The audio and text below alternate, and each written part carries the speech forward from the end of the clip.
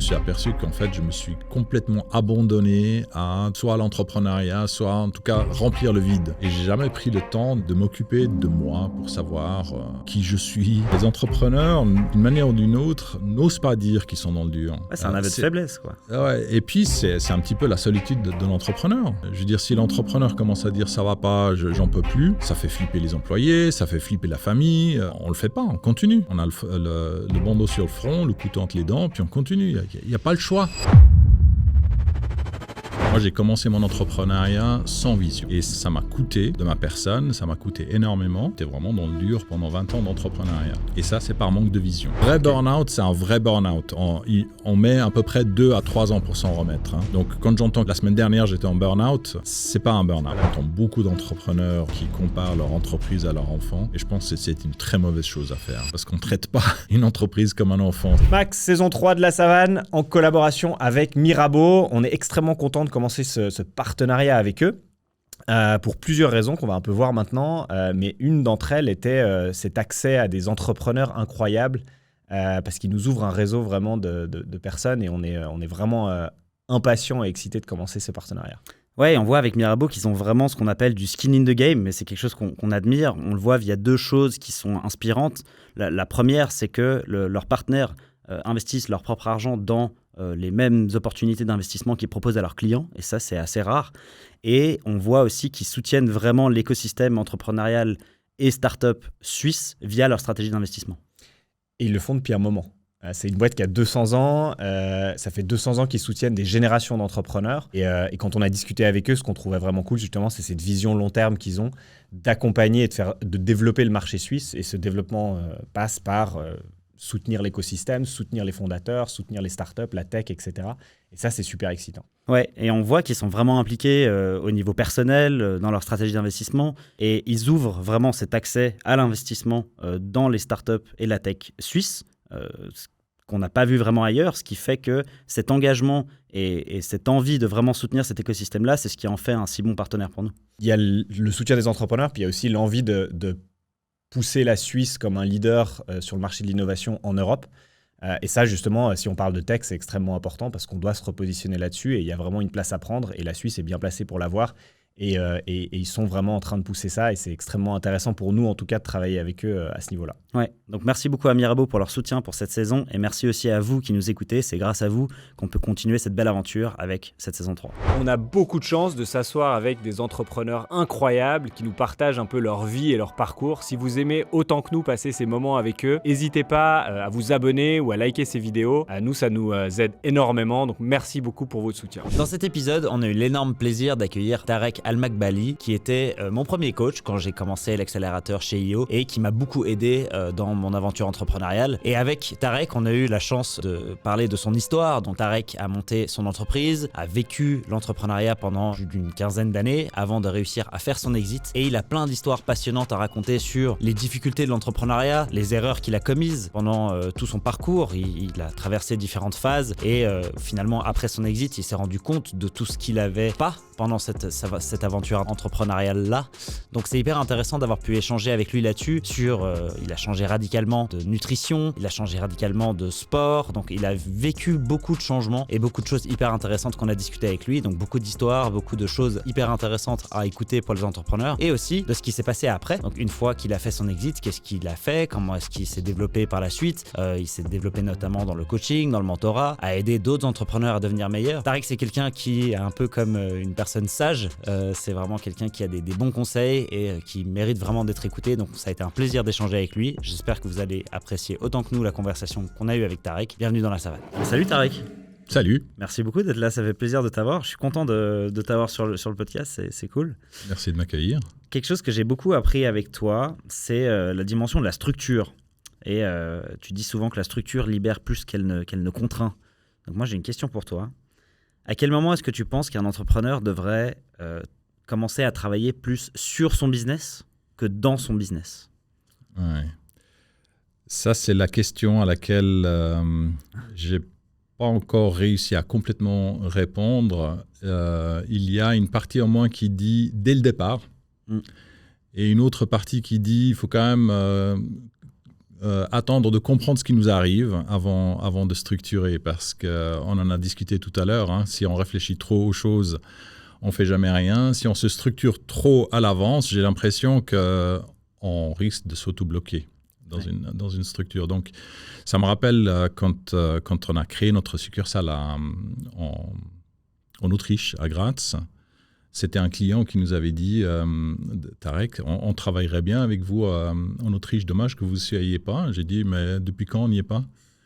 Et je me suis dit, l'Autriche, c'est comme la Suisse, hein, c'est les mêmes montagnes, la même neige. Et je me suis dit, allez, on va ouvrir une succursale là-bas. Je ne savais pas ce qui m'attendait. Et si j'avais structuré tout ça à l'avance, je pense que j'y serais jamais allé.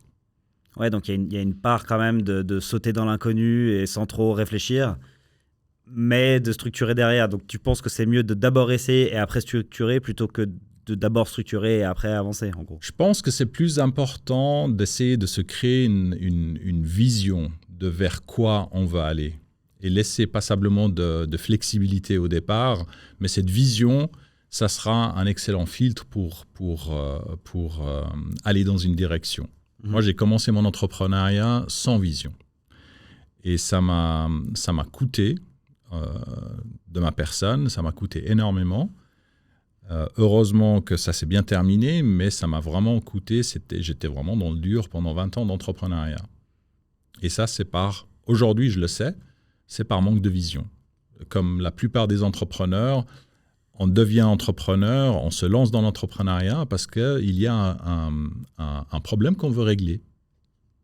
Et on se lance là-dedans, on a l'idée, on veut régler ce problème. Hein. C'est comme Airbnb, les gars qui ont créé Airbnb, c'est parce qu'ils avaient, je crois, reçu une augmentation de loyer, puis ils n'avaient pas d'hôtel parce qu'il y avait un event dans leur ville, et puis ils ont loué la chambre qu'ils avaient sur des matelas gonflables. C'est comme ça que Airbnb est né.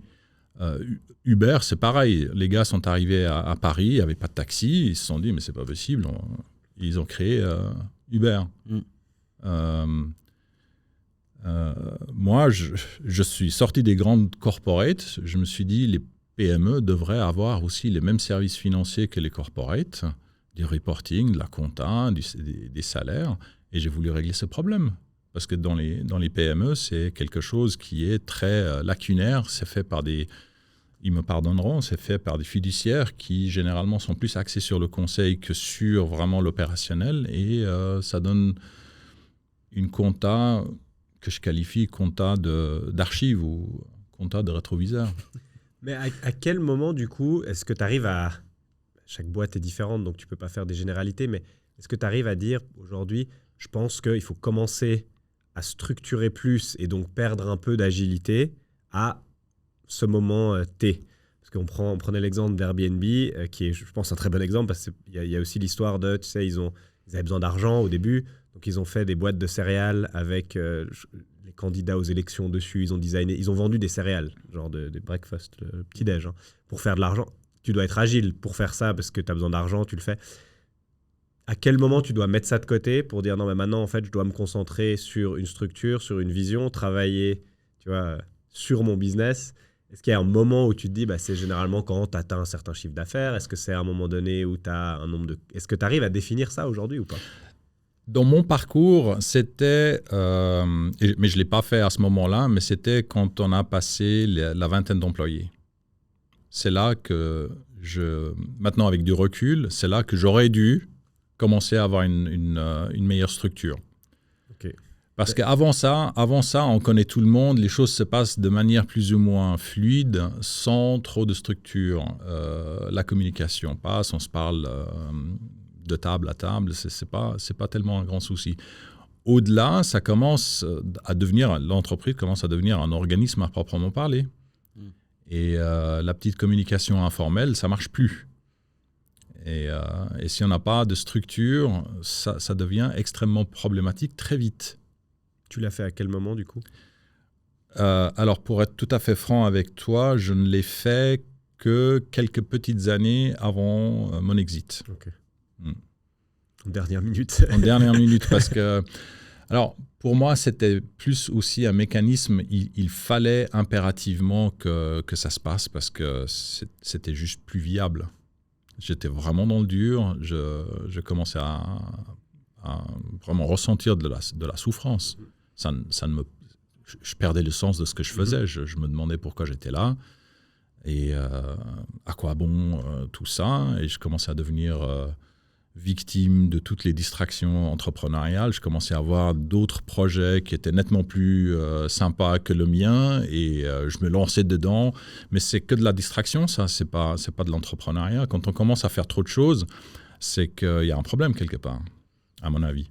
Et cette structure, alors elle t'a permis de faire la sortie, ça c'est une chose, mais est-ce qu'elle t'a permis d'enlever une partie de cette souffrance aussi? Oh oui, clairement, parce que faisant partie de cette structure, c'est déjà de faire entrer des gens qui sont meilleurs que moi dans l'entreprise, notamment à l'époque, j'avais engagé un gars pour devenir COO. Mais dans ma tête, c'était déjà pour qu'il devienne CEO. Il ne le savait pas, il ne savait pas ce qui lui arrivait. Il l'a su après. Et il est toujours là d'ailleurs, je crois qu'il est très content. Et donc ça m'a permis de me libérer un tout petit peu de cet énorme poids. Malheureusement, c'est aussi un petit peu le Covid qui m'a forcé à l'apprentissage parce qu'en 2020, j'ai chopé la première fournée de Covid, mais vraiment bien carabinée et j'étais obligé de disparaître de la boîte. Et j'étais loin pendant bien 2 mois et demi, 3 mois. Ah ouais. Ouais. Et quand je suis revenu, tout le monde avait la banane jusqu'aux oreilles. Et j'étais là, mais c'est pas possible. J'étais pas là, vous auriez dû être malheureux, c'est pas possible. Ouais, non, mais c'est soit ils sont contents parce que tout le monde va rentrer à la maison parce que la boîte a fait faillite, ou alors il y a autre chose. Et en fait, c'était autre chose. Ça s'est super bien passé. Ça s'est très, très bien passé. Et c'était là, la première fois de mon parcours entrepreneurial, où je me suis dit, tu vois, quand même, t'as pas besoin d'être là. Parce qu'avant, tu avais un peu cette peur de lâcher prise en te disant si je suis pas là, les gens vont pas faire un bon job ou bien je suis le centre en gros de tout et si je suis pas là, ça peut pas tourner comme il faut. Cette entreprise, je l'ai créée en faisant tout, absolument tout, moi-même depuis le départ. C'était vraiment, tout au début, c'était un one-man show. Donc je faisais absolument tout. Et à force de tout faire, ça a grandi en moi. Et j'étais dans un mindset, vraiment inconsciemment, j'étais dans un mindset qu'il n'y a qu'une façon de faire les choses, c'est la mienne. Et donc, confier ça à quelqu'un, c'est comme si je tendais un papier, tiens, prends-le, mais prends le papier, et puis je le retiens. et j'arrive pas à lâcher. Donc, j'étais dans le micro-contrôle, j'ai vraiment fait toutes les erreurs, et ça, je m'en suis rendu compte après, une fois que je suis sorti de là, je me suis rendu compte tardivement. Et donc, le Covid t'a fait te rendre compte, s'il n'y avait pas eu le Covid, est-ce que tu penses que tu aurais continué dans ce schéma-là et du coup, ça aurait pu mal se passer? Ou est-ce qu'il y a eu un autre déclic qui t'a fait comprendre qu'il fallait que tu changes un peu ta manière de faire? Alors, j'avais déjà commencé la réflexion sur sortir de là. Parce que cette sortie, en fait, c'était plus un besoin presque de fuir. C'était pas une intention pour faire du cash-in et consolider tout ça. Non, c'était vraiment pour récupérer ma paix. Et donc, j'étais déjà dans un mindset qui allait dans ce sens parce que je ne voyais absolument pas réussir une sortie si j'étais aux commandes partout. Donc j'avais déjà un tout petit peu ça, mais cet épisode m'a évidemment mis la démonstration CQFD. C'est quelqu'un qui t'en a parlé ou c'est toi-même qui a enclenché la réflexion vis-à-vis de ça ou... Parce que tu te dis, ok, j'avais besoin de fuir, j'étais pas bien à ce moment-là. Est-ce que c'est toi-même qui t'es dit, en fait, la solution, c'est de structurer, d'avoir d'autres gens qui m'aident, ou est-ce qu'il y a d'autres éléments extérieurs qui t'ont permis de comprendre ça? C'était bon, avec tout ce que j'ai appris et tout ce que je me suis documenté, j'ai lu sur le sujet et c'était quasiment une évidence que, On ne peut pas faire un exit en étant le one-man show dans l'entreprise. Ouais. Ne serait-ce que sur la valo, c'est quand même quelque chose de péjorant. Et j'ai continué à développer là-dessus. On entend souvent, tu parlais avant je reviens juste un tout petit peu en arrière, tu parlais de vision sur la boîte, etc.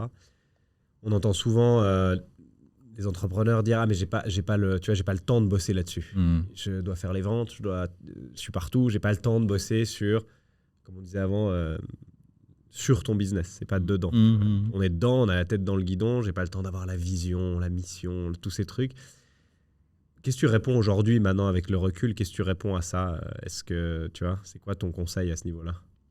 C'est quelque chose qu'il faut mettre en place très rapidement. C'est quelque chose qui va être un bon rappel en tout temps, parce qu'il y aura, j'entends, la vision, c'est pas le miracle qui va faire disparaître les problèmes. C'est probablement juste l'élément qui va rappeler qu'il y aura des problèmes, mais ça va apporter des outils pour régler ces problèmes. Et le fait d'avoir cette vision assez rapidement dans son parcours, ça permet de l'utiliser et d'utiliser les outils qui vont avec pour avoir des meilleurs recrutements, aussi pour laisser partir des gens qui n'ont plus leur place dans l'entreprise. Et ça permet aussi de se reconcentrer sur l'objectif de l'entreprise. Sinon, le risque de partir dans tous les sens, de créer des nouveaux services, de rajouter pour devenir en définitive une entreprise tentaculaire où il y a à peu près tout qui se passe et en même temps rien de vraiment super concentré. À long terme, c'est un problème. Mais peut-être creusons un peu ce concept-là, parce que tu as dit tout à l'heure qu'au départ, on veut résoudre un problème. C'est ce qu'Airbnb a fait, c'est ce que Uber a fait, c'est ce que tu as voulu faire. Ce qui est un bon point de départ pour une entreprise, disons, pour un projet en tout cas. Mais en même temps, tu disais aussi, donc voilà, le problème que je voulais résoudre, c'était que les PME aient accès à des services financiers de qualité comme les corporates. Quel est le gap entre juste résoudre, entre guillemets, cette problématique-là et la vision long terme? La question est, comment, et je sais qu'il y a beaucoup de gens qui ont une difficulté avec ça, c'est pour ça que même en le disant, j'ai du mal à le dire, mais comment est-ce qu'on conçoit une vision? C'est quoi une vision en fait? C'est facile de dire il faut faire une vision, une mission, super. C'est très compliqué à matérialiser. Et je crois que le gap réside en la réflexion suivante. Quand on a une vision, ou plutôt quand on n'a pas de vision, on fait pour faire. Quand on a une vision, on fait avec un idéal, avec un objectif. Et ça, donc, en fait, c'est la différence entre être dans la roue du hamster. Quand on n'a pas de vision, on est clairement dans la roue du hamster. On tourne. Et moi, j'utilisais toujours l'image, quand je décrivais mon entreprise sans vision, je la décrivais toujours comme étant un bateau à voile avec un super deck, des super voiles, un équipage magnifique, des vents en notre faveur, mais pas de destinée. Il n'y a pas d'île, il n'y a pas de port vers lequel aller. Tu navigues, quoi. On navigue pour naviguer. Ouais. Ça, c'est ne pas avoir de vision. Tandis que quand on a une vision, eh ben, on a une destination. Cette destination, elle va évidemment bouger parce que y a pas, la vision ne veut pas dire qu'on arrive et puis c'est terminé.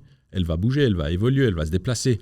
Mais la grosse différence réside dans le fait que en ayant une vision, on n'est plus dans la roue du hamster. On ne fait plus les choses juste pour faire ces choses-là. Ça, tu dirais que c'est... Tu parles avec beaucoup d'entrepreneurs, on en parlera après, mais tu dirais que ça, c'est une des erreurs que tu vois fréquemment. C'est potentiellement l'erreur que tu as faite toi, tu le dis. Absolument. Est-ce que c'est quelque chose que tu vois souvent aussi? Tout le temps. Tout le temps? Okay. Tout le temps. Ouais. C'est presque l'erreur, entre guillemets, l'erreur numéro 1 que tu vois en disant, mais en fait, tu vas où? Je sais pas, mais je le fais bien, quoi. Ouais, c'est comme disait l'autre, descends, pourquoi faire? Descends, on verra. Pourquoi faire? Mais c'est exactement ça. Savoir pourquoi tu descends. Ouais. Sinon, tu te retrouves les deux dans le trou, quoi.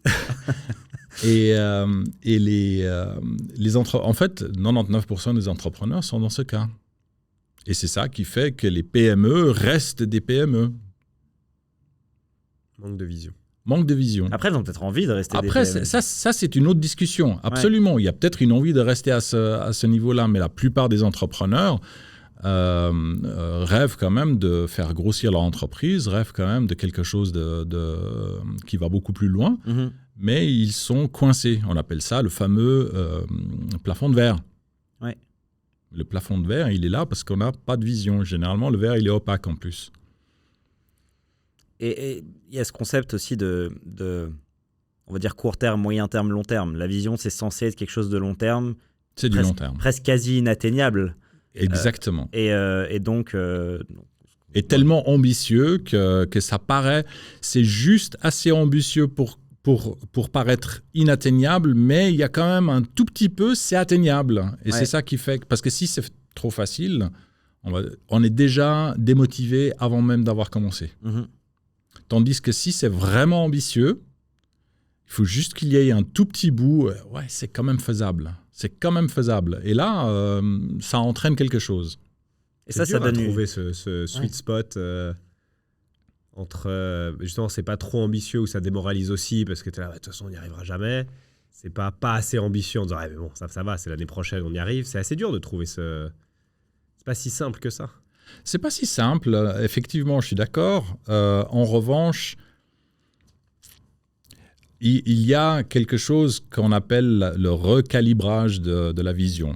J'ai appris ça dans IO et c'est assez intéressant parce qu'en définitive, il s'agit bien d'avoir une vision, mais on peut aussi la recalibrer. Ça ne veut pas dire que tous les 2 jours, on va dire on avance l'objectif, on le ratatine un petit peu ou alors on l'augmente. Non, on a une vision et puis on fait des points régulièrement. Peut-être une fois par année, une fois tous les 2 ans. Mais la vision, ça reste quand même quelque chose de très ambitieux. Parce que tu as dit aussi une chose que je trouve intéressante qui est un peu liée à ça, c'est que l'ennemi de l'entrepreneur, c'est le manque d'évolution, justement. Que la recette qui nous a amenés jusque-là ne nous emmènera pas plus loin. Qu'est-ce que tu entends par ça? Parce qu'il y a ce côté où, effectivement, au début, on essaie de résoudre un problème. Après, il y a un moment où on se dit, OK, on a peut-être résolu une partie du problème. Maintenant, il faut peut-être qu'on structure, qu'on se mette une vision un peu plus long terme. Donc, on doit évoluer. Donc, on doit aussi changer en tant que personne. On doit changer peut-être les personnes qui sont aussi avec nous sur le bateau. Comment tu visualises ça? C'est un peu tout ça à la fois. Et le grand problème, c'est que ce qui nous a amenés jusqu'à là, on est arrivé à un certain point parce que c'était la partie, entre guillemets, facile du voyage. On a démarré quelque chose, on est avec quelques employés éventuellement, et puis on a atteint un niveau qui est gérable. Et au-delà de ce niveau, ça commence à se compliquer, mais on est en même temps déjà tellement capturé, on est déjà tellement captif de notre quotidien, c'est que on a bien des voix qui nous disent il faudrait structurer, il faudrait éventuellement avoir une vision, mais on ne s'en occupe plus. On ne peut plus s'arrêter. On est obligé de faire la fuite en avant et on s'arrête quasiment plus. Même si on prend des... Moi, on est venu me proposer IO bien des années avant. Et ma réponse, c'est la réponse que j'entends à chaque fois que j'essaie de recruter quelqu'un pour venir à IO. C'est « j'ai pas le temps pour ça ». Ça me rappelle cette image qu'on voit de temps en temps sur les réseaux sociaux où il y a des gars qui poussent une charrette avec des roues carrées, puis il y en a un qui leur tend une roue ronde, et puis ils disent « non, mais j'ai pas le temps pour ça ». Il faut changer la roue et tout, c'est galère. Ouais. Mais c'est assez juste. Et on continue, on ne se rend pas compte qu'on est en train de faire avancer la charrette avec des roues carrées.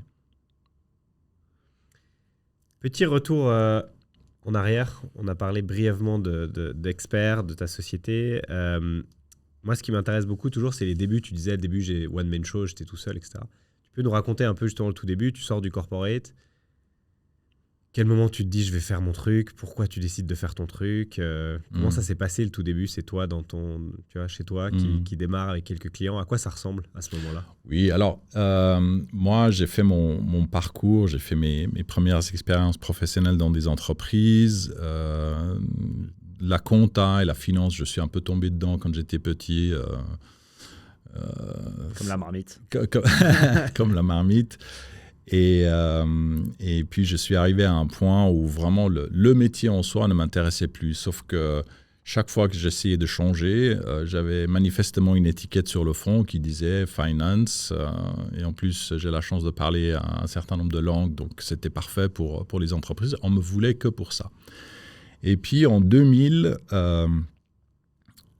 c'était le tsunami d'Internet. Tout le monde voulait faire une start-up dans le domaine de l'Internet. Et un bureau de recrutement m'appelle pour me dire « Tarek, il y a un poste de CFO dans une start-up ». Je dis « Super, moi j'étais dans un job qui n'avait aucun intérêt pour moi. Pour le dire clairement, je m'ennuyais passablement. Et puis, je vais voir ces gens. Je rencontre Alain Nico et Paul de la Rochefoucauld. Alain Nico, c'est le fondateur de Le Shop, qui est aujourd'hui le shop en ligne de la Migros. Et Paul de la Rochefoucauld, ces deux-là, ils ont cofondé Sourcing Parts. Et ils cherchaient effectivement leur CFO. Moi, j'ai eu une discussion avec eux. Ils m'ont raconté leur histoire. J'ai dit « Ok, très bien, je pars avec vous, mais à une condition, c'est de me mettre à mon compte. Vous me prenez en tant qu'indépendant. » Et ils se sont regardés avec un petit sourire malin. J'ai compris après, en fait, ça les arrangeait bien parce que comme ça, je n'étais pas sur le payroll. C'était assez facile à dégager en cas de turbulence. Et là, j'ai fait ce qu'il fallait faire pour obtenir mon statut d'indépendant, ce qui était déjà à l'époque pas simple, mais encore plus facile qu'aujourd'hui. Et c'est comme ça que ça a démarré. C'était mon seul client, cette boîte-là. Et j'arrive pour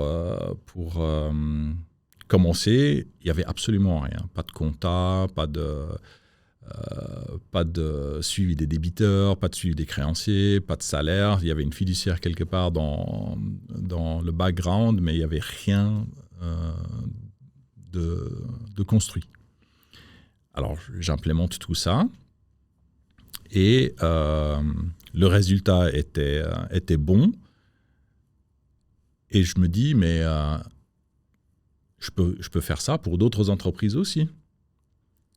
Et là, je négocie pour réduire mon temps chez Sourcing Parts avec Paul de la Rochefoucauld, qu'il accepte. Et je commence à implémenter la même chose pour d'autres PME. Parce que la PME, leur système de suivi, c'est Excel et c'est le compte bancaire pendant le week-end. C'est à peu près ça. Pardon, je te coupe, ça m'intéresse.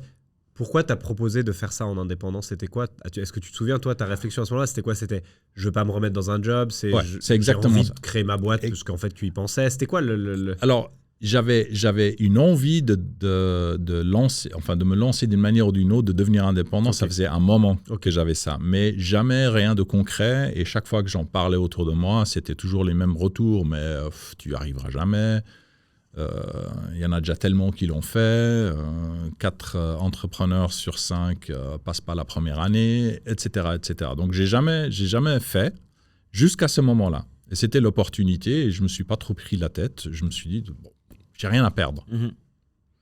Et donc, on est dans un contexte, parce qu'il faut se remettre aussi au début des années 2000, tu parlais d'Excel et de compte bancaire pendant le week-end. C'est encore le cas aujourd'hui dans beaucoup de PME. Alors, c'est ça, déjà, ça c'est intéressant. Mais en plus, à une époque, j'imagine qu'il n'y avait pas vraiment de logiciel. Enfin, alors, il devait y en avoir, mais c'était difficile pour un entrepreneur peut-être de s'auto-apprendre à utiliser des logiciels sur les ordinateurs. C'était surtout son dernier souci. Okay. C'était surtout son dernier souci. Un besoin qui était clairement là, mais franchement, personne ne se préoccupait de ça. Les gens préféraient, enfin les entrepreneurs préféraient continuer à monitorer ça sur un Excel ou avec le compte bancaire. Et ils pensaient que la fiduciaire qu'il y avait dans le background allait régler tout ça, mais en fait, cette comptabilité d'archives, c'était pas le bon outil. Pardon. Et parce que tu as mentionné aussi avant, effectivement, je trouve intéressant ce côté mentalité d'archives. Parce qu'il y a effectivement, sans vouloir dire quoi que ce soit sur les fiduciaires, mais dans les fiduciaires, il y a souvent ce côté on regarde en arrière et pas en avant. Donc on te dit ce qui s'est passé, mais on ne t'aide pas à prédire ce qui va se passer. Est-ce que c'est un peu là-dessus que tu as travaillé? Oui.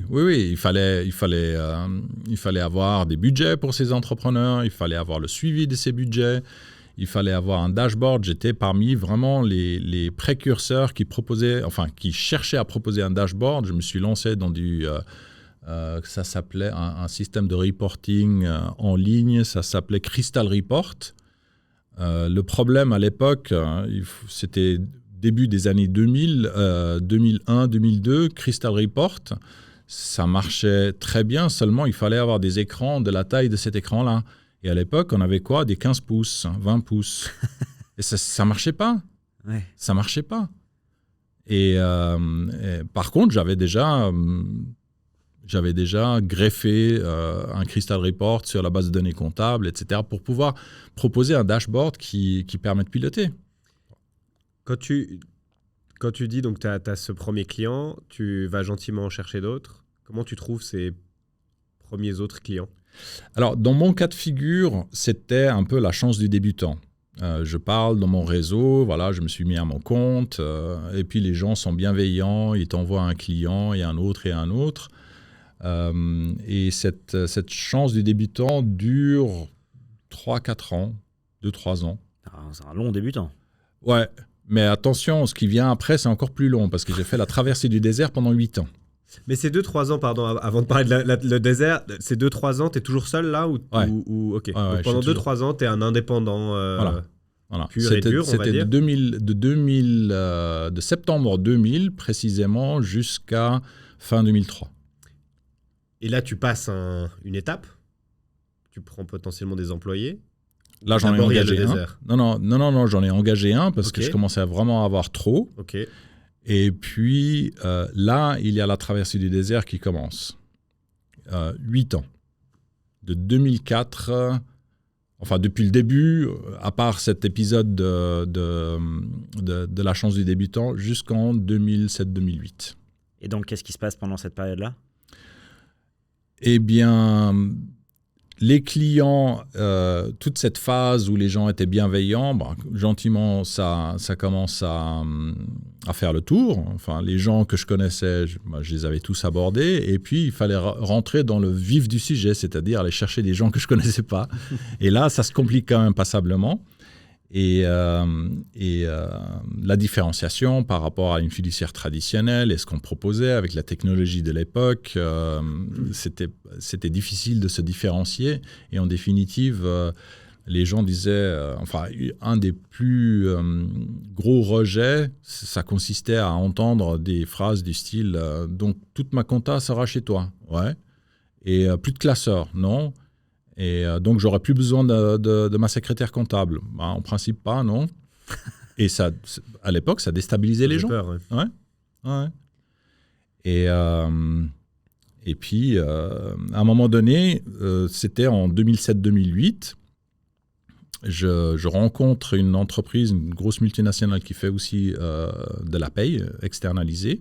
Et là, je fais la séparation entre le package comptable que je proposais aux PME et le spécifique paye pour les succursales de multinationales.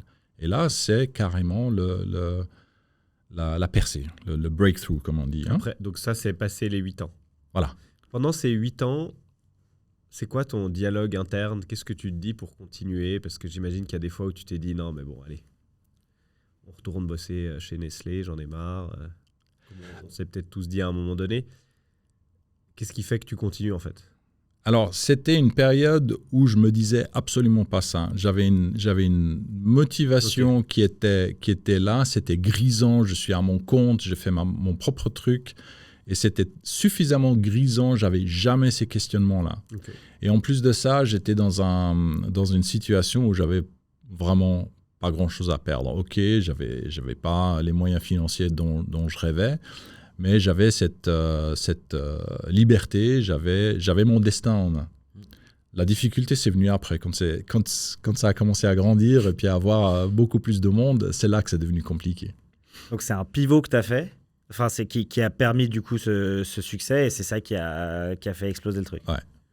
Et c'est là où tu as commencé à recruter du monde, à grossir le machin. Là, on est passé. Là, c'était vraiment je dirais pas de la hyper-croissance, mais ça allait très très vite. Mais pardon,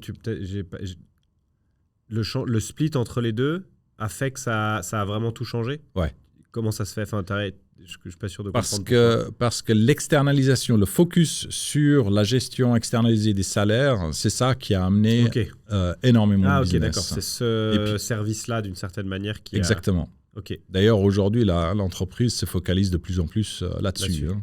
Okay. C'est marrant parce que du coup, cette problématique-là spécifique était celle dont les gens avaient le plus besoin, en fait. Et ça, c'est quelque chose dont tu t'étais pas rendu compte au début. Et il t'a fallu, du coup, 3, 4, plus 8 ans, 12 ans pour te rendre compte de ça. C'est long. C'est long. Ensuite, je ne me suis pas rendu compte tout seul. C'était un besoin qui s'est mis devant moi à travers ce partenariat avec cette grosse multinationale. Ils étaient focalisés là-dessus. Ils ne faisaient que ça. Ouais. Et pourquoi ils t'ont approché toi, du coup? Parce qu'ils ont commencé à créer un réseau mondial. Ils sont dans la paye, hein. Ils sont dans la gestion des salaires. La gestion des salaires dans chaque pays, c'est spécifique.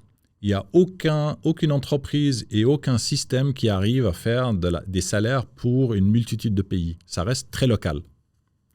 Donc le réseau qu'ils ont créé consistait à avoir dans chaque pays des partenaires qui leur font la paye pour ce pays-là.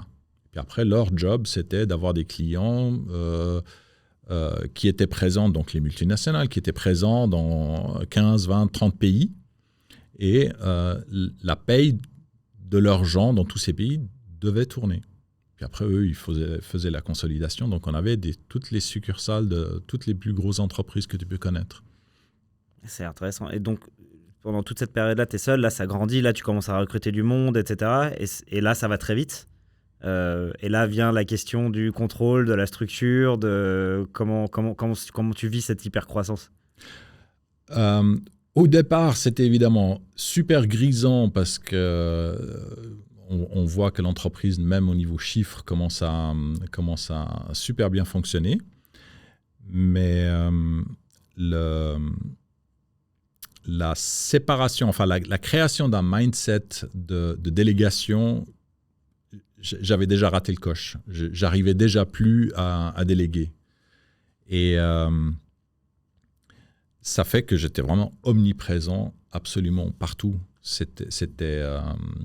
Et ça a continué un certain temps comme ça, et jusqu'à ce que ça me mette vraiment dans une situation de difficulté que je ressentais sur ma propre personne.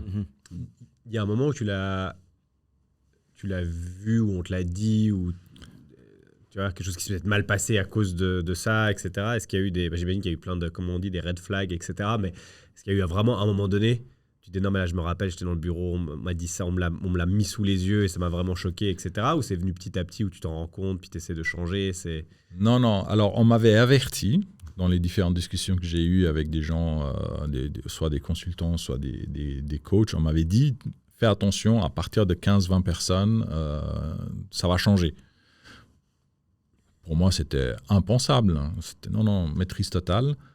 Et ce que tu dis, c'est assez intéressant parce qu'en fait, c'est au niveau de la mémoire. Parce que il y avait tellement de détails qui devaient être traités, je commençais à avoir la mémoire qui saturait.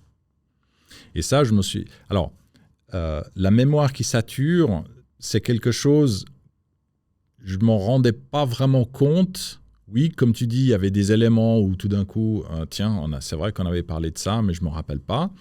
Mais quand j'ai fait mon exit, quelques temps après, j'ai eu un véritable shift de la mémoire. Ma mémoire est complètement revenue. Et c'est là que je me suis dit, la saturation de la mémoire, c'est quand même quelque chose de bien réel.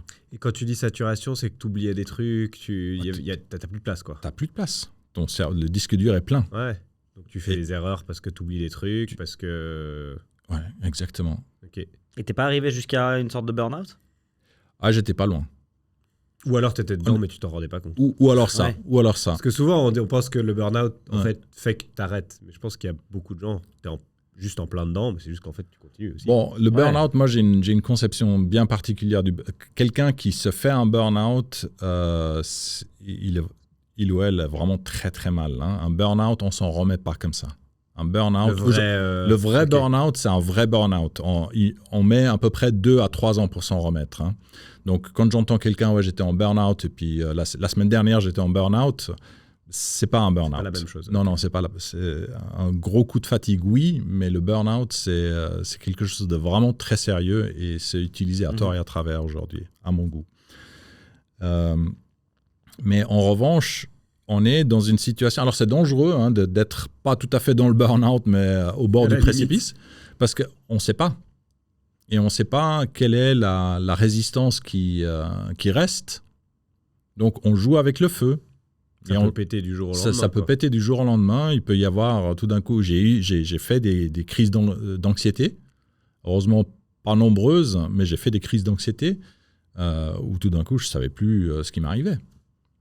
C'est dingue parce qu'on parle souvent des belles choses de l'entrepreneuriat, etc. C'est super. Et là, j'imagine de l'extérieur, il y a plein de gens qui doivent se dire « Ah, mais Tarek, il réussit super bien, il y a 15 ans d'employés, l'entreprise va bien, hyper croissance, nanana. » Et toi, dans ta vie de tous les jours, tu es en train de vivre ça. Ouais. Il y a un décalage quand même assez énorme. Il y a un décalage énorme, mais c'est la réalité de beaucoup d'entrepreneurs. Ouais. Et en fait, ce qu'on voit aujourd'hui, effectivement, la façade extérieure, c'est celle qu'on voit sur les réseaux sociaux.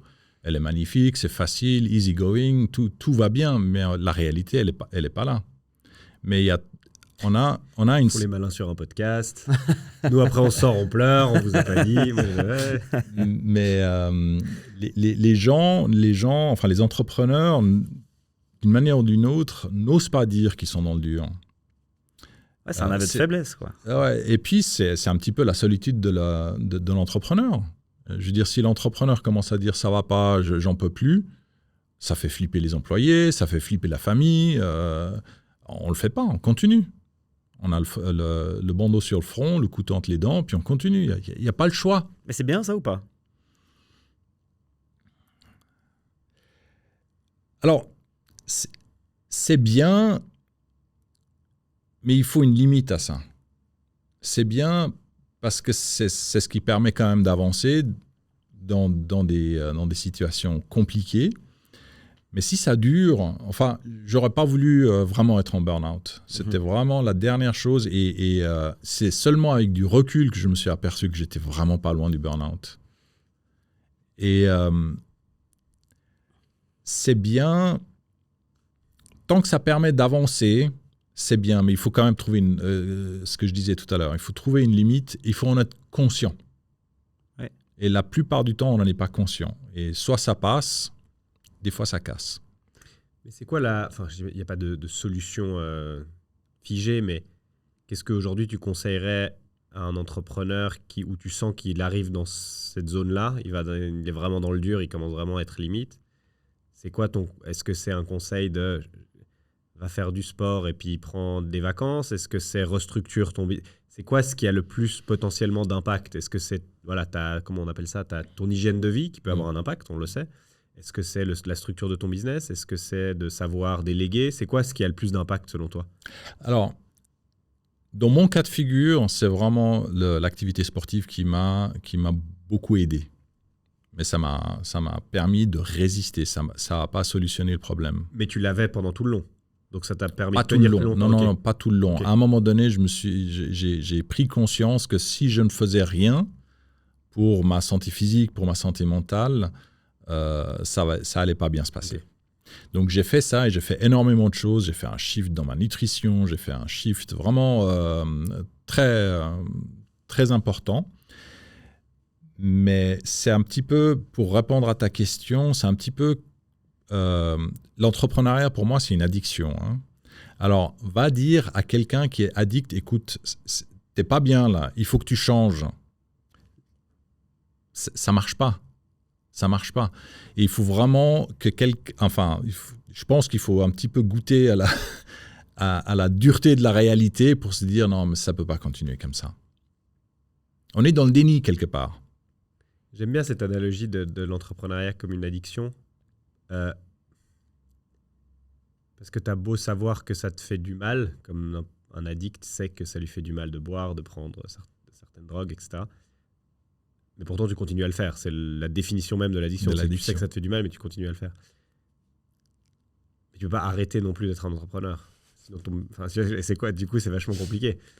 Bah, T'as solutionné, je sais pas, mais tu as trouvé des valves pour que ça aille un peu mieux avec le sport, avec la nutrition. Peut-être qu'on peut juste parler de ça après, mais ça t'a aidé. Tu étais dans le dur quand tu as commencé ça, ou même un peu avant, je dirais. Donc ça t'a aidé à tenir, puis ça t'a aidé à aller mieux. Ça s'est fait du jour au lendemain, ce switch. Étant, tu vois, quand on parlait d'addiction, peut-être que tu switches ton addiction vers autre chose, puis ça te permet de, tu vois, tu deviens addict au sport, par exemple. C'est peut-être mieux, mais c'est une autre addiction et tu switches et ça fait du bien. Ça s'est passé en une fois, ça s'est venu petit à petit. D'abord, tu as fait la nutrition, c'est quoi le... J'étais vraiment en mode recherche. Je cherchais désespérément quelque chose pour soulager cette situation dans laquelle j'étais. Okay. J'étais pas satisfait de ce que je vivais. Donc, je me suis tourné sur le sport, je me suis tourné sur la nutrition.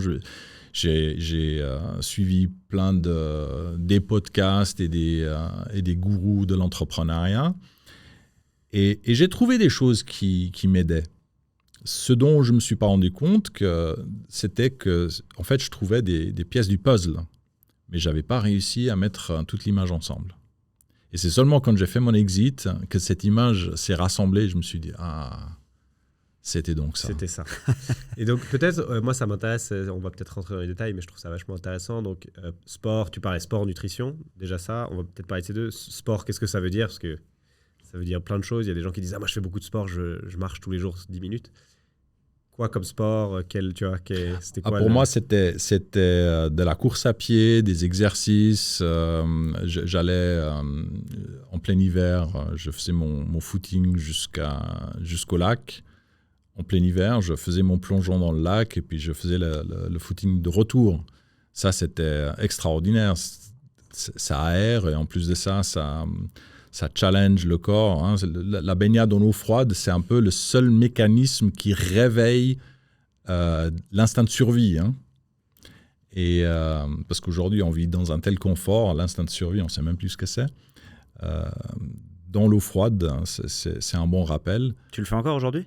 Je le fais encore, alors moins régulièrement qu'à l'époque, parce qu'à l'époque, j'en avais vraiment besoin. C'était, comme tu disais, quasiment l'échange d'une addiction contre une autre. Mm-hmm.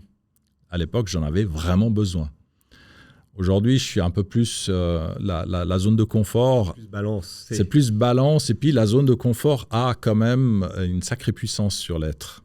Je veux dire, quand tu n'as plus ce besoin quasi viscéral de sortir de là, tu es vite happé de nouveau dans la zone de confort. Et c'est un petit peu mon cas. Alors, je fais autre chose aujourd'hui pour maintenir, parce qu'aujourd'hui, je suis confronté à l'autre problématique qui est le compteur, l'âge qui avance. Hein. Et j'investis beaucoup dans le sport et le renforcement physique pour arriver à un certain âge en bon état. Donc, sport, bain froid, exposition. Et nutrition, j'ai mis le compteur de la consommation d'alcool sur 0.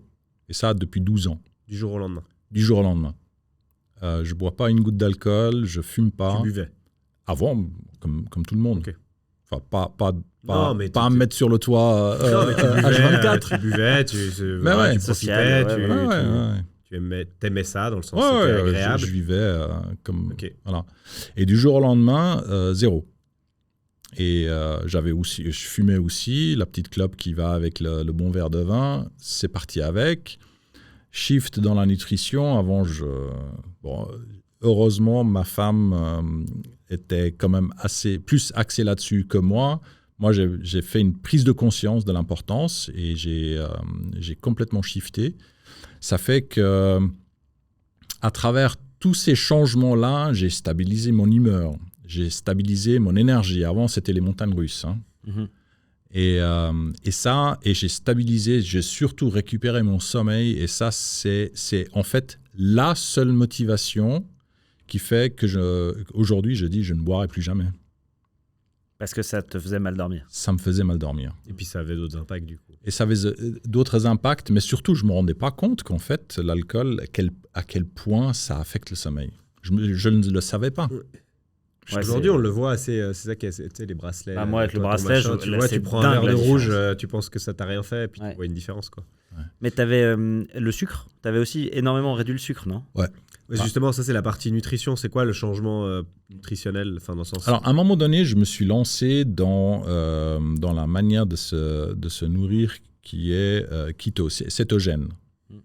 Et ça, c'était une vraie découverte. Alors, elle est pas... Aujourd'hui, je ne le fais plus, mais c'était la découverte en ce sens que c'était vraiment la manière de se nourrir qui a stabilisé mon énergie. J'avais une énergie qui était constante tout le temps. Et ça, tu faisais total avec la piqûre du doigt pour mesurer et tout? Okay. Non. Moi, j'ai acheté le petit machin, je faisais la petite piqûre sur le doigt pour mesurer ton taux de...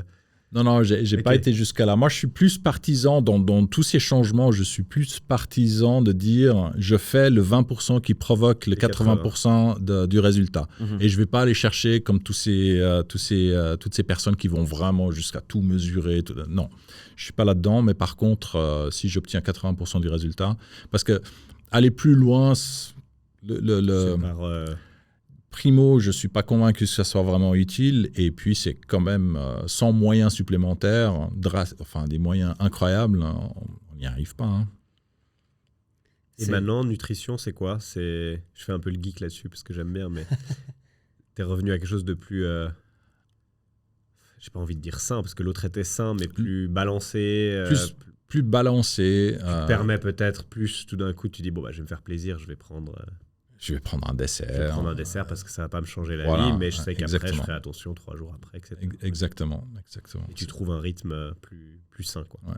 Mais rien que l'idée de manger sainement, c'est-à-dire manger sainement, c'est simple. Hein. Enfin, c'est simple, ça coûte du temps, mais c'est simple parce que c'est de manger de la vraie nourriture. Il ne faut pas manger des nourritures en boîte quand on est des êtres humains, on peut cuisiner. Et c'est vraiment, ça consiste en ça. Et si on revient... pardon, vas-y. J'allais revenir là-dessus. Ouais, parce que je me suis perdu dans le... je me suis perdu dans le... Moi, je suis désolé. Ouais, après, c'est pour ça que je me dis pardon. C'est moi qui ai... Non, mais pas de souci. C'est hyper intéressant. Moi aussi, ça m'intéresse. Sur la nutrition, je suis moins au point. Mais ce qui m'intéresse, c'est de parler un peu de ton exit. Parce qu'on a parlé du début, on a parlé du milieu, de l'hypercroissance, tout ce qui s'est passé en toi pendant ce moment-là. Du coup, l'exit, forcément, gros step. Mais comment tu t'es senti à ce moment-là? Est-ce que tu étais hyper content que ça s'arrête? Est-ce que tu as ressenti une sorte de deuil? Comment... Parce que du coup, avec toute cette pression qui a dû monter pendant tout ce temps, tu as dû ressentir une sorte de relâchement aussi. Les premières semaines qui ont suivi l'exit, c'était un relâchement complet. Je disais à ma femme, tu vois, cette couche de stress qui était permanente, matin, midi, soir, week-end, pendant les vacances, qui était là tout le temps, elle a disparu.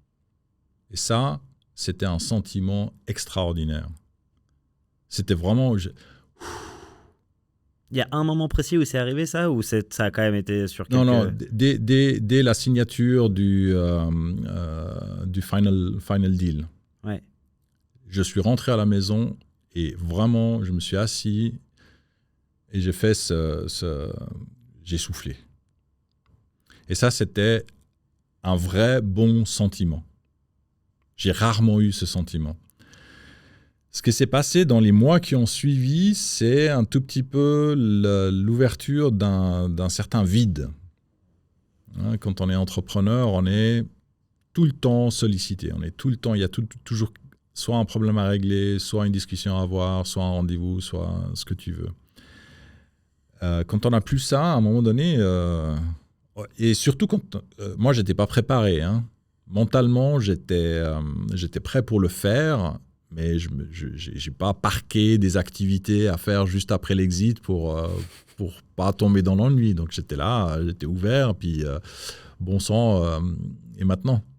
Et maintenant, je fais quoi? Et c'est là que je me suis engagé dans IO à fond, dans le coaching des accélérateurs, dans les programmes de mentoring de IO. D'ailleurs, je me suis fait un petit métier, enfin j'ai appris un skill qui est le coaching et le mentoring, qui est absolument fascinant et extraordinaire, très enrichissant.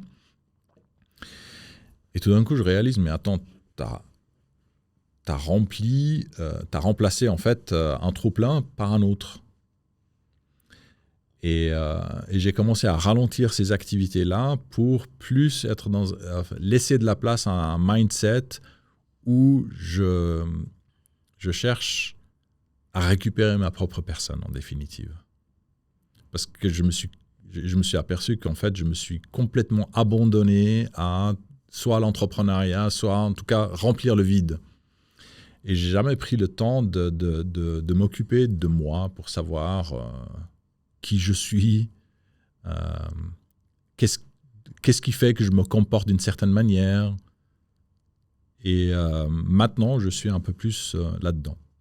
Tu acceptes le vide beaucoup plus. J'accepte le vide beaucoup plus. S'ennuyer, c'est ça. Hein. Il faut savoir s'ennuyer. Il ne faut pas toujours remplir. Et c'est pas évident. Beaucoup d'entrepreneurs parlent maintenant de, c'est quoi la HD, comment ADHD, ouais. On en parlait ADHD. Et probablement qu'il y a passablement de vrai là-dedans. Des fois, je me sens ouais, peut-être que j'ai un peu ça. Mais c'est aussi un tout petit peu apprendre à être avec soi-même, réapprendre à être avec soi-même. Juste comme ça, sans rien. Bon, on est tellement stimulé aujourd'hui par tout ce qu'on a, les téléphones, les notifications. On est rarement assis seul dans son salon à rien faire, en fait. Parce qu'on est sursollicité en permanence. Donc, ces moments de vide sont importants. Et avant, c'était normal. Je veux dire, on pense à l'époque de nos grands-parents, le soir, ils n'avaient rien à faire, quoi. Mais ce qui est assez difficile, très philosophique ce qu'on va dire aujourd'hui, je disais avant, c'est mon petit moment thérapie pour moi. Parce que tu vois, tu fais rien, mais le truc qui se passe aujourd'hui, et moi je le vois parce que des fois je suis là, oui mais moi je prends des moments où je fais rien, mais je fais de la méditation, puis t'es là, mais tu fais quand même quelque chose en fait. En fait, on est toujours en train de faire quelque chose dans un but final. C'est très rare les moments où tu ne fais rien vraiment pour rien faire. Tu fais rien, j'ai pris un moment pour faire de la méditation, ok, mais pourquoi ? Pour être plus calme, pour être mieux, c'est jamais juste pour rien, quoi. Juste pour faire, tu vois, juste pour ne rien faire. Et c'est très très rare, voire ça n'existe plus jamais. Et tu dis, je vais rien faire, je vais prendre du temps pour moi, je vais aller au sport. En fait, tu fais du sport pour pour aller mieux, faire les bains froids. Parce qu'en fait, tu fais toujours quelque chose pour quelque chose.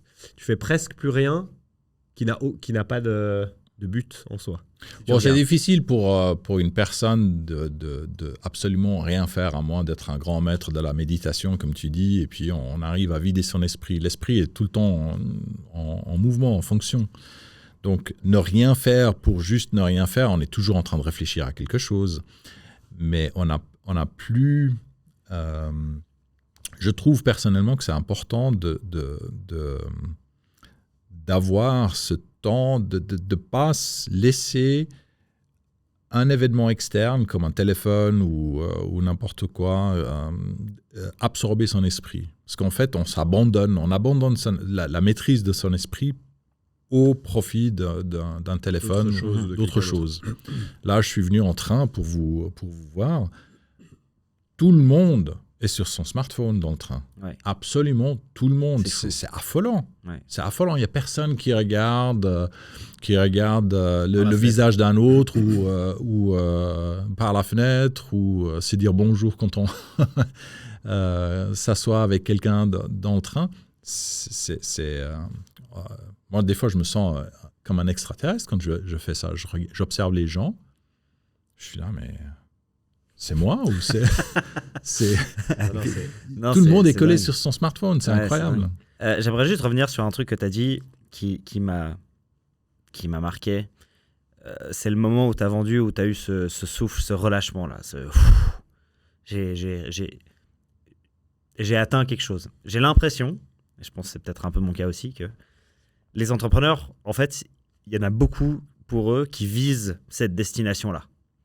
L'exit ou le succès, c'est le moment où tu auras vendu, c'est le moment où tu auras réussi à sortir, c'est le moment où tu auras construit un truc où il n'y a plus besoin de toi, etc. Et que tu pourras faire ce... Et il y a tellement de gens qui se battent corps et âme sans prendre soin de leur santé, sans prendre soin de leur nutrition, de leur sommeil, etc. pour cet objectif. Puis ils arrivent là et puis ils se retrouvent avec ce fameux vide, comme tu disais. Et c'est ce côté de on se bat pour la destination et pas trop le voyage. Est-ce qu'après coup, avec du recul, tu te dis, en fait, j'aurais peut-être dû me concentrer un peu plus sur le voyage que sur la destination? Ou quel est ton avis là-dessus? Alors, quand j'ai découvert ces notions de vision et de pouvoir travailler sur une destination tout en ayant du plaisir sur le voyage, Quand j'ai découvert ça, je me suis dit, pour la première fois, tiens, si j'avais appris ça avant, probablement que les choses se seraient passées différemment. Au point de dire des fois à des gens avec qui je discute, peut-être que j'aurais même pas vendu mon entreprise. Et c'est vrai que tu as raison, la plupart des entrepreneurs ont ça comme objectif, mais quand ils ont ça comme objectif, je ne peux pas m'empêcher de dire, mais ils sont déjà dans le dur. Parce qu'ils n'arrivent plus à apprécier, en définitive, là où ils sont aujourd'hui. Le voyage, à quelque part. Ils voient plus, ils n'arrivent plus à regarder par la fenêtre.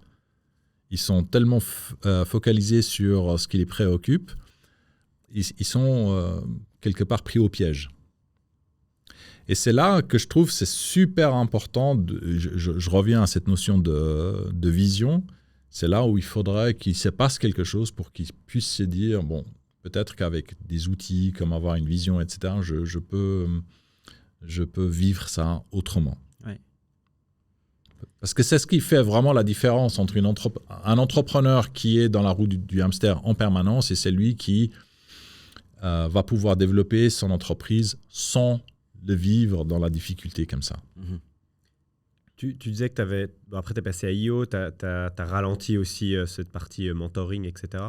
Tu as gardé quand même un rôle, est-ce que tu as toujours le rôle dans le board de la société? Tu as gardé un rôle oui. stratégique? Oui, je suis administrateur au conseil d'administration. Ouais.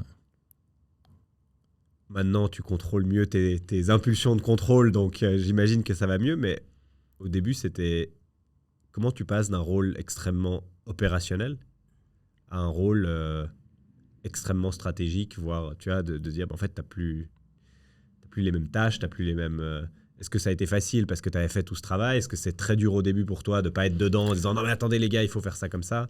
Non, c'était relativement facile, ne serait-ce que parce que le deal s'est fait.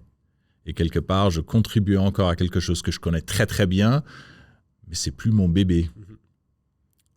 D'ailleurs, l'entreprise, je l'ai très souvent comparée à un enfant, et j'entends beaucoup d'entrepreneurs qui comparent leur entreprise à leur enfant, et je pense que c'est une très mauvaise chose à faire. Parce qu'on ne traite pas une entreprise comme un enfant, c'est vraiment très problématique. Mais c'était passablement facile dans mon cas.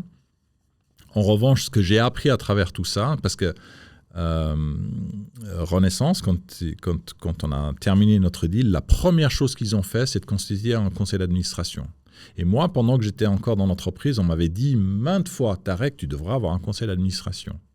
Et ma réaction là-dessus, c'était, mais non, un conseil d'administration, ça coûte trop cher, ça ne me sert à rien, on va venir me mettre les bâtons dans les roues, je veux être complètement libre. Mais en fait, tout ça, c'est des mauvaises excuses. Avoir un conseil d'administration, aujourd'hui, je le conseille à n'importe quel entrepreneur qui veut vivre son entrepreneuriat dans des meilleures conditions. Pourquoi? Parce que c'est la possibilité de pouvoir...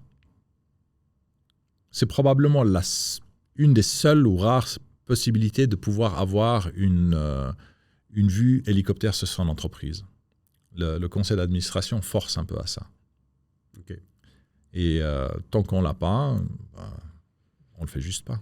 Mais alors, il n'y a pas des moments où quand même où tu étais dans le conseil et tu t'es dit, bon, laissez-moi aller faire...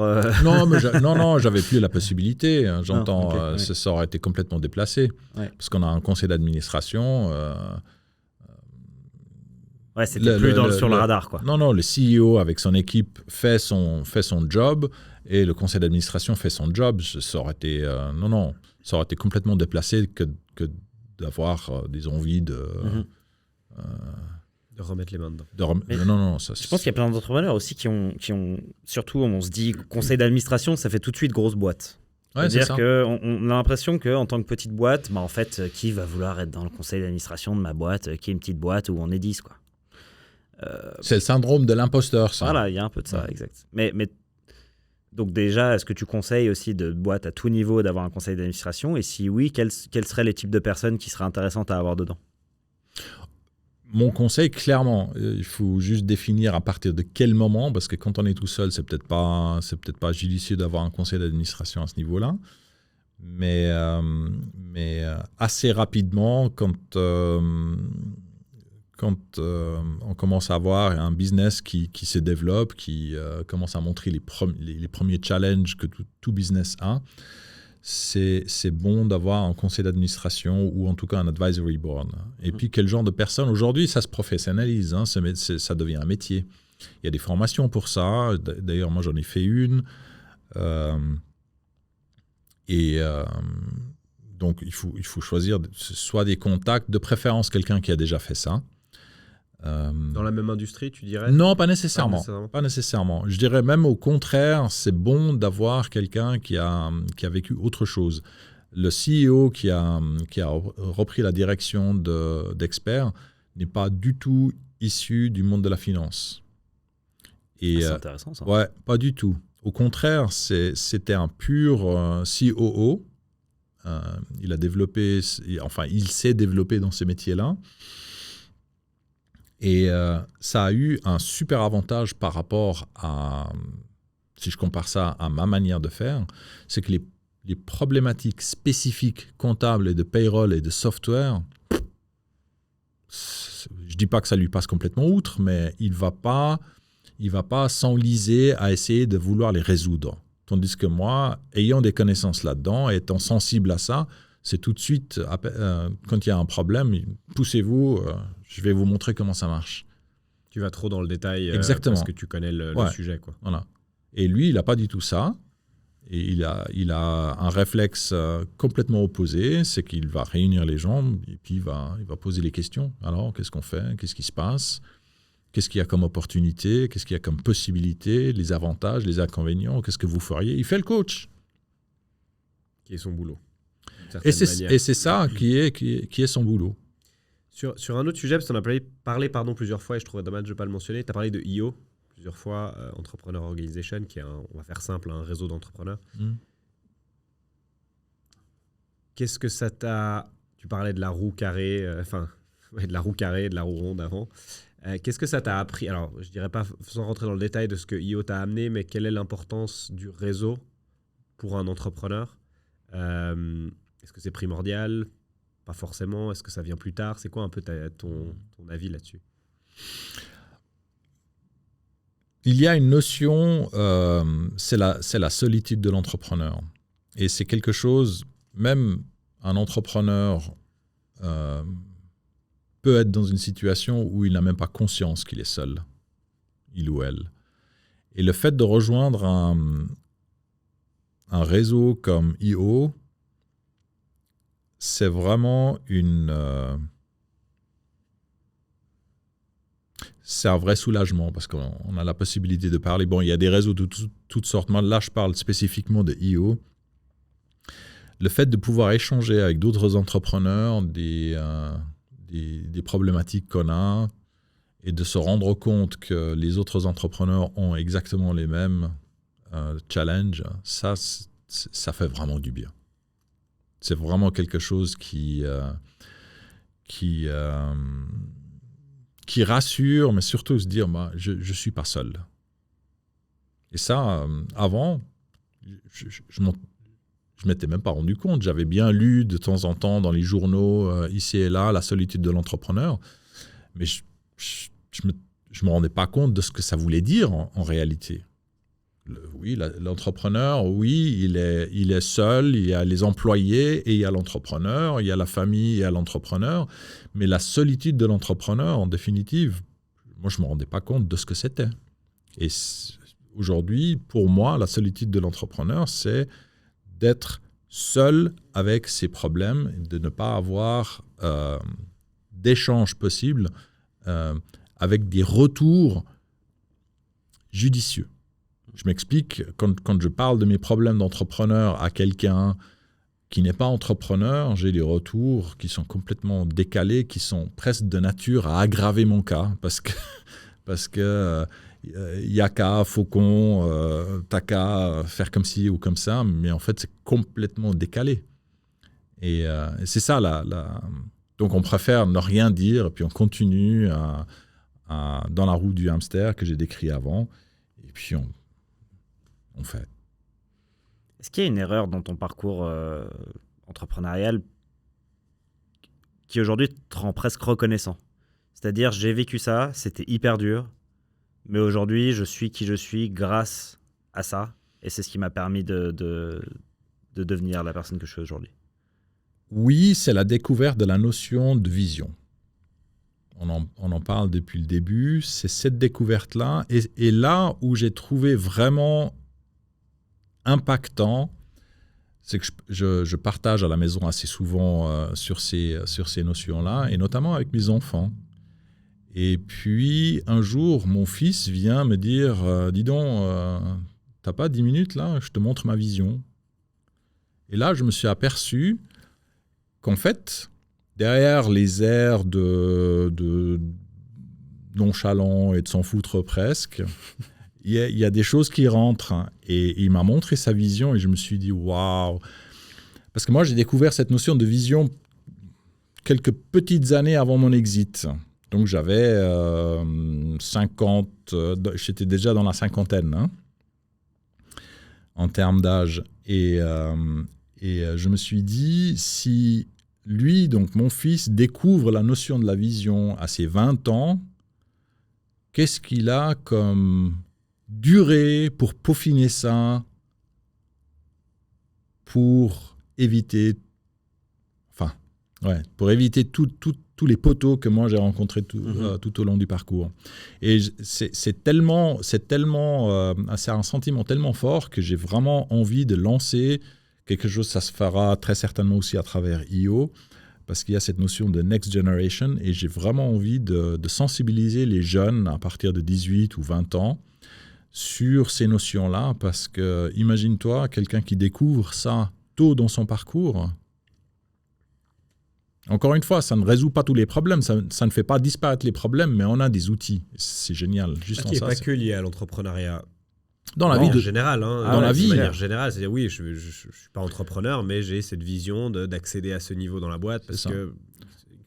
En fait, c'est presque, ça revient presque à dire je design ma vie.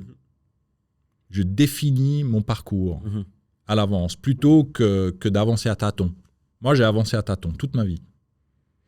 D'autant plus dans un monde dans lequel on est, qui est très court-termiste, où on ne sait pas, en fait. Il y a tellement de gens qui ne savent pas où ils vont, qui ne savent pas ce qu'ils font, qui vivent un peu la vie passivement, parce qu'ils n'y ont jamais pensé. Ouais. On leur a jamais dit de réfléchir. Mais tu veux quoi, en fait? C'est ça. Et je pense qu'il y a plein de gens, tu leur poses cette question, ils sont hyper déstabilisés. Parce qu'en fait, ils ne se sont jamais posé la question. Ils disent « Ah, bah, je suis bien, je suis avec mon job, j'ai ma famille. » J'y vais, puis on verra. Puis en fait, ils arrivent à 80 balais. Puis ils sont là, bon, en fait, c'était cool, mais... Voilà, c'est passé. Voilà. C'est fini, game over. Ouais, c'est ça. Tu parlais, on a parlé beaucoup d'un... Je ne sais pas si c'est un défaut, mais on l'a plutôt tourné comme ça, cette partie de contrôle, etc., que tu as réussi à améliorer, on va dire. Est-ce qu'il y a toujours un aspect dans ta vie où tu as cet aspect de contrôle, je sais pas, avec tes enfants, avec ta famille, que tu n'as pas encore réussi à maîtriser, ou tu l'as bien géré maintenant? Non, je le gère bien. J'ai des impulsions. Ouais, j'ai des impulsions, mais ça va mieux. Ça te fait moins souffrir, on va dire ça comme ça. Ah ouais, complètement. Ça te fait moins souffrir. Et puis, j'ai aussi cette voix qui me dit « Attends, mais qu'est-ce que tu fais là? Rappelle-toi. » Quand même. J'ai appris de tout ça. Et par contre, oui, j'ai des impulsions. C'est comme l'entrepreneuriat. Maintenant, je me dis, je ne vais plus relancer une entreprise, mais il n'y a pas un jour qui passe où je ne vois pas une opportunité qui me donne vachement envie d'y aller. Et ça te dirait pas un jour de te relancer dans un truc? Tous les jours, ça me dit. Ah oui. Tous les jours. Et j'ai des idées qui n'attendent que d'être réalisées. Et il y a une grosse frustration avec laquelle que je suis en train de gérer aussi, c'est j'ai envie de découvrir, j'ai envie de savoir, est-ce que tout ce que j'ai appris à travers ça, est-ce que j'arrive à l'appliquer? Dans quel sens? La notion de vision, la notion de ne pas être super contrôlant, etc. Est-ce que tu arrives à l'appliquer dans ta vie? Est-ce que j'arrive à l'appliquer dans une vie d'entreprise? Dans une nouvelle entreprise. Dans une nouvelle entreprise. Est-ce que tu arriverais en fait à shortcutter la chose et en disant en appliquant tout ça maintenant, je pourrais réussir plus rapidement? Exactement. Ouais. Et j'ai envie de les découvrir, mais en même temps... Tu sais dans quoi tu te lances, quoi. Ouais. Parce que En même temps, non. en même temps, En non. même temps, non. Faut pas déconner, quoi. Je l'ai fait une fois, ça suffit. C'est bon, désolé. Avant qu'on passe peut-être à la dernière question, on s'est noté un truc et je trouvais intéressant peut-être d'avoir ton avis là-dessus. Est-ce que tu arrives à définir, toi aujourd'hui, tu as vu beaucoup d'entrepreneurs passer, tu as parlé avec beaucoup d'entrepreneurs, tu arrives à avoir un trait de caractère commun, quelque chose qui fait que la personne est un bon entrepreneur? Je crois que fondamentalement, tout entrepreneur est un bon entrepreneur, surtout si ça fait quelques années qu'il ou elle est déjà là, en course, et puis que ça ne s'est pas encore planté. Et même quelqu'un qui se plante, ça reste un bon entrepreneur. Pour moi, l'entrepreneuriat,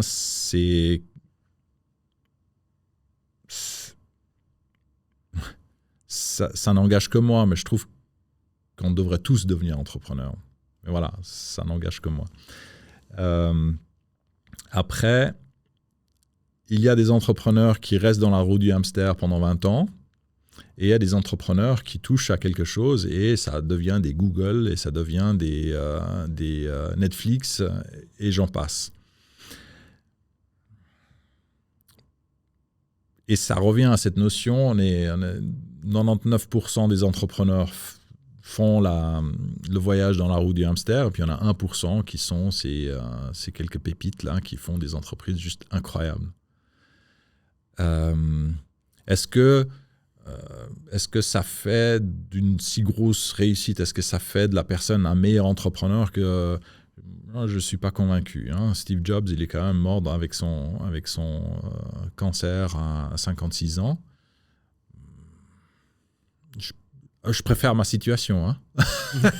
Je l'ai dépassé. J'ai eu plus de succès que lui en termes de prise d'âge. Moi, j'ai 60 ans. Lui, il est mort avant. Je suis mieux là où je suis.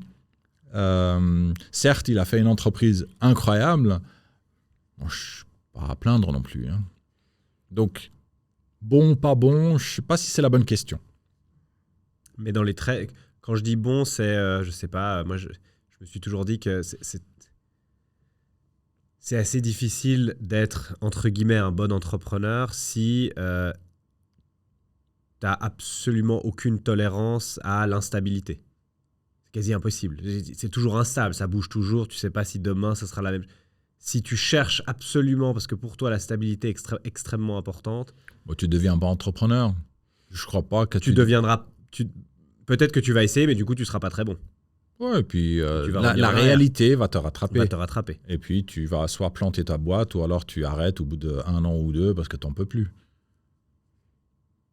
Du coup, tu ne seras pas forcément très bon. De nouveau, je suis pas. Moi, je réfléchis. Moi, je me considère vraiment. Moi, je suis pas convaincu qu'il faut émettre le jugement bon ou pas bon. C'est peut-être parfaitement lucide, hein, simplement de dire j'en peux plus, cette instabilité, ces prises de risques, je ne supporte pas, je vais revenir dans un job en tant que salarié. C'est vrai que c'est intéressant en fait de remettre la question de c'est quoi être bon. Ouais, non, mais c'est pour ça que je pose la question, parce que pour finir, c'est peut-être de nouveau, comme tu dis. Moi, je suis assez d'accord du moment que tu as lancé quelque chose et que ça a marché, après de nouveau, ça dépend ce que tu entends par marcher, mais c'était déjà bon, en fait. Tu l'as fait, c'est bravo, c'est bien. Non, mais c'est vrai, franchement. C'est moi, Allez, tiens bon. Mais oui, non, tu as peut-être raison, c'est peut-être pas une... Voilà, est-ce que Steve Jobs ou autre est meilleur qu'un autre? Pas forcément, il y a plein d'autres choses qui rentrent en jeu. Il faut voir l'entrepreneuriat comme un tout. Il y a aussi le fait que on a des traits de caractère en tant qu'entrepreneur qui sont plus ou moins, qui s'expriment plus ou moins. Hein. Steve Jobs, on lit sur lui, on dit assez facilement qu'il était capable de regarder... dans les coins, il ne voyait pas que tout droit, il voyait dans les coins. Après, il y a aussi des choses un peu moins sympas dans ces entrepreneurs-là. Je pense qu'il y a un petit peu une pathologie chez les entrepreneurs qui s'exprime plus ou moins fortement. Et peut-être que les plus pathologiques connaissent un succès qui est différent que ceux qui sont peut-être bien cadrés, bien Posé. bien posés. Ouais, Faut être un peu barge, quoi. ça change la qualité de vie, quoi. Non, mais je trouve intéressant, ça me fait Quand penser il n'y a à- pas de retenue, Ouais. on peut peut-être faire des choses soit plus rapidement, soit beaucoup plus osées, soit tu définis ça comme tu veux, mais il n'y a pas de retenue. Mhm. C'est une pathologie hein, quand on n'a pas cette notion de bon, jusque-là ça va, mais au-delà ça devient quand même un peu limite. Non, vas-y, marche ou crève. Mais on l'a tous, hein, ce marche ou crève, c'est C'est le couteau entre les dents, quoi. ouais, c'est quelque chose que j'avais pendant un certain moment de l'entrepreneuriat. J'ai discuté avec quelqu'un, un coach, qui m'a dit Tarek, tu es le genre de personne, quand tu rentres dans une bataille avec tes équipes, à la sortie de la bataille, tu ne remercies que les survivants. J'étais là, ah ouais, waouh. Ok. Ouais. Et j'avais un petit peu cette notion. C'était très difficile pour moi de dire good job. Pour moi, c'était non, marche ou crève. C'est difficile. Aujourd'hui, je le reconnais. Pour moi, avant, c'était. Enfin, j'y réfléchissais même pas. Non. Les gens ont besoin de reconnaissance, à plus ou moins forte dose, bien sûr. Tout le monde a besoin de reconnaissance. Moi, c'était... d'ailleurs, il n'y avait personne, en dehors de ma famille, il n'y avait personne qui me disait « good job hein ». Personne. Et ça, t'as essayé de changer? J'ai plus l'opportunité parce que j'ai plus d'employés, j'ai plus l'opportunité de tester si je l'ai changé ou pas. Et donc, quand je le fais avec d'autres gens, c'est beaucoup plus facile parce qu'il n'y a pas d'enjeu. Good job. Je peux te le dire. On arrive sur notre question traditionnelle de fin. Yes. Tarek, selon toi, que faut-il pour avoir une belle vie? Waouh.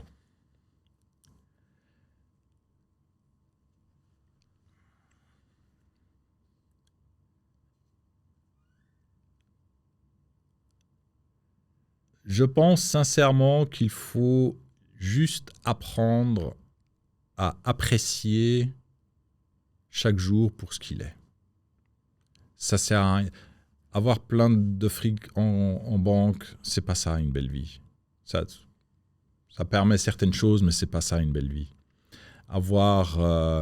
Toujours avoir un but à atteindre, c'est pas ça la belle vie. Si ce but devient une finalité en soi, c'est pas ça la belle vie. Si on arrive à... Et c'est ce que je suis en train d'apprendre maintenant que j'ai 60 ans. C'est ce que je suis en train d'apprendre, essayer essayer de m'inculquer comme façon d'être. Aujourd'hui, ça va bien. Je suis dans cette salle avec vous, en train de discuter. C'est top. Tout à l'heure, je vais reprendre le train pour rentrer chez moi. Je vais me réjouir d'arriver chez moi. Je peux regarder par la fenêtre, je peux observer les gens. C'est top. Ça, pour moi, c'est la belle vie. Franchement, c'est ça, la belle vie. Apprécier chaque moment pour ce qu'il est. Tout le reste, Tu le contrôles pas. bah, tu contrôles pas. Tu peux aussi contrôler, hein, mais est-ce qu'on ne se rend pas dépendant finalement d'autre chose? On se rend dépendant de l'atteinte d'un objectif, on se rend dépendant de l'atteinte d'une réussite. Et alors, franchement, c'est pas. Oui, on réussit, c'est super. Et puis, d'ailleurs, on voit chez pas mal de grands sportifs, quand ils sont au top, et puis tout d'un coup, ça s'arrête parce que la carrière s'arrête. Bon, il y a quand même passablement de dépression dans ce monde-là. Hein. Mm-hmm. Et chez les entrepreneurs aussi, il y a passablement de dépression une fois que, surtout après les exits. D'ailleurs, il y a il y a un truc qui s'organise là pour pour le post-exit. Il y a quelqu'un qui est en train d'organiser une sorte de retraite pour réunir des gens qui ont fait leur exit pour essayer de parler de tout ça. C'est très bien. Mais pour revenir à la question, la vie, la belle vie, c'est de pouvoir apprécier les choses telles qu'elles le sont, au jour le jour, chaque moment. Merci beaucoup Tarek, merci d'avoir partagé ta sagesse et toutes tes histoires. Je pense qu'il y a beaucoup de gens à qui ça fera du bien d'entendre tout ça. Donc merci beaucoup pour ton temps Merci et d'avoir partagé tout ça avec Merci nous. beaucoup. Cet épisode de La Savane a été créé en partenariat avec Omega Studio. Grâce à eux, nous sommes dans ce studio incroyable en plein cœur de Genève. C'est bien plus qu'un simple studio. Ils offrent une expérience unique et adaptée à chaque projet. Que ce soit pour votre communication interne et externe, des showcasts, des tables rondes ou des webinars, tout est possible. Que vous souhaitiez réaliser un événement en direct ou enregistré, créer du contenu ou renforcer votre stratégie de communication, Omega Studio a tout ce qu'il vous faut. C'est le studio le plus complet et le plus accessible de la région, avec une vraie équipe de pros qui vous accompagne à chaque étape de votre projet, avec un véritable accompagnement scénique, vocal et narratif pour faire de votre passage à la caméra une expérience réussie et inoubliable. Si vous voulez en savoir plus sur Omega Studio, on vous met le lien vers leur site internet et leur service en description. Encore merci à eux pour leur soutien.